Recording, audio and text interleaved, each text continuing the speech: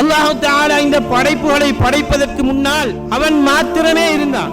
முதலாக ஒரு படைப்பை, ஒரு வஸ்துவை படைக்க நாடுகின்றான் என்று வைத்துக் கொள்வோம். எங்களுடைய அகீதா, அல்லாஹ் தஆலா முதலிலே படைத்தது நூரே முஹம்மதியா ஸல்லல்லாஹு அலைஹி வஸல்லம் அன்னவர்களுடைய ஒளியை தான் சிருஷ்டித்தான் என்பதுதான் எங்களுடைய கொள்கை. இன்னும் சிலர் தண்ணீரை படைத்தான், கலமை படைத்தான், சூரியனை படைத்தான் என்றெல்லாம் சொல்வார்கள்.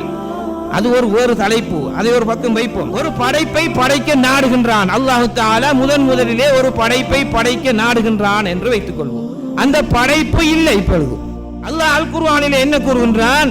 இன்னமா அம்ருஹு இதா அராத ஷைஅன் ஐயகூல லஹு. அவன் ஒரு வஸ்துவை படைக்க நாடினால் அதற்கு சொல்வான். அல்லாஹ் தஆலா படைக்கவில்லை, அந்த படைப்பையே படைக்காமல் இருக்கும் பொழுது அந்த படைப்புக்கு எவ்வாறு சகோதரர்களை சொல்வது? ஐயகூல லஹு, அதற்கு சொல்வான் என்றால் எதற்கு சொல்வான் என்பதை நாங்கள் சிந்தனை செய்து பார்க்க வேண்டும் சகோதரர்களே. ஒரு உதாரணம் சொல்கின்றேன், நீங்கள் தெளிவடைய வேண்டும் என்பதற்காக. நான் அலிஃப் என்ற அட்சரத்தை எழுத வேண்டும் என்று நாடுகின்றேன். பேனாவை எடுத்து அலிஃப் என்று எழுதுகின்றேன். இந்த அலிஃபாக தோற்றி இருப்பது பேனா மை தான் அலிஃபாக வழியாக இருக்கின்றது, தோற்றி காட்சி அளிக்கின்றது. இந்த இடத்திலே நாங்கள் சிந்திக்க வேண்டும், நாடியது, நாட்டம் யாருடையது? என்னுடையது. வெளிப்பாடு பேனாவுடையது. இவ்வாறு அல்லாஹ் தஆலா படைப்பை படைக்க நாடி ஒரு வஸ்துவில் இருந்து படைத்தான் என்று நாங்கள் நம்பினால் முஷ்ரிக்காக ஆயிடுவோம். அல்லாஹ் தஆலாவுடன் எந்த ஒரு வஸ்துவும் இல்லாத நிலையில் அவன் மாத்திரமே இருந்தான். நான் பேனாவை எடுத்து எழுதியது போன்று அல்லாஹ் தஆலா இன்னொரு வஸ்துவில் இருந்து இந்த படைப்பை படைப்பதற்கு இன்னொரு வஸ்து அங்கு இருக்கவில்லை. அவன் மாத்திரமே இருந்தான் என்றால் அந்த வஸ்து அவனுடைய இராதத்தின் நாட்டத்திலே இருந்தது. அவனுடைய இராதத்து எங்க உள்ளது? அவனுடைய தாத்திலே இருந்தது. அவனுடைய தாத்து தான், அவன்தான் இந்த சிருஷ்டியாக வெளியானான், தஜல்லியானான் என்பதை நாங்கள் புரிந்து கொள்ள வேண்டும் சகோதரர்களே. அவன் இன்னொன்றிலிருந்து படைப்பதற்கு அங்கு இன்னொரு வஸ்து இருக்கவில்லை. அவ்வாறு இருந்தது என்று நாங்கள் நம்பினால் நாங்கள் முஷ்ரிக்காகி விடுவோம். மஆதல்லாஹ். பெருமானார் ஸல்லல்லாஹு அலைஹி வஸல்லம் அன்னவர்கள் சொன்ன வாக்குத்தான், கானல்லாஹு வலா ஷைஅ மஅஹு.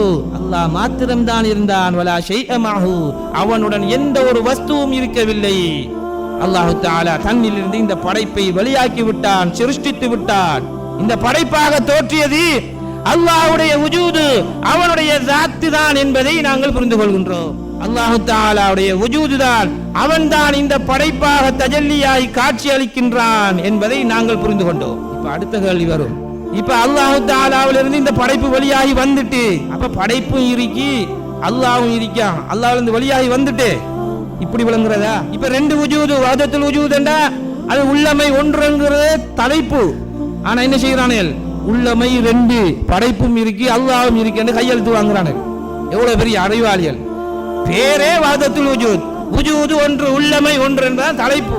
கீழே தமிழ்ல எழுதுறானுகள் அல்லாஹ்வும் இருக்கின்றான், அவனுடைய படைப்புகளும் இருக்கின்றன, எனவே உள்ளமை இரண்டு, கையெழுத்து வையுங்கள் என்றா வைத்துக் கொடுக்கானு.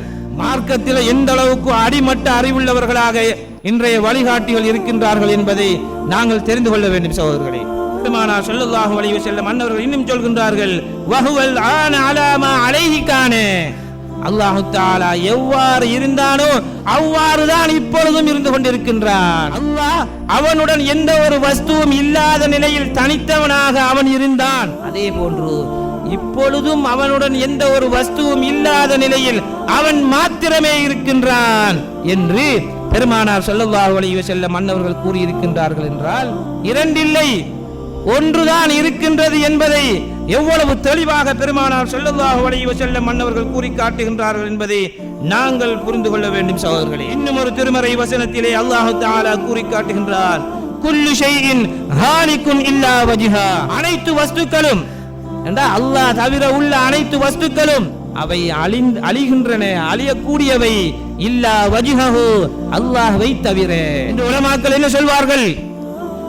என்றோ ஒரு நாள் இந்த உலகம் அழியும் தானே, அதனால் அல்லாஹ் தஆலா இந்த வஸ்துக்கள் அழியக்கூடியவை என்று அல் குர்ஆனிலே கூறியிருக்கின்றான் என்று மக்களுக்கு சொல்லிவிட்டு சென்று விடுவார்கள். இந்த படைப்பு என்பது என்றாவது ஒரு நாள் அழியும் தானே, அதனால் தான் அல்லாஹ் தஆலா இந்த உலகம் அழியக்கூடியது என்பதை சொல்லி இருக்கின்றான் என்று சொன்னால் நாங்கள் அவரிடத்திலே கேட்போம், சொர்க்கம் நரகம் அழிந்து போகுமா?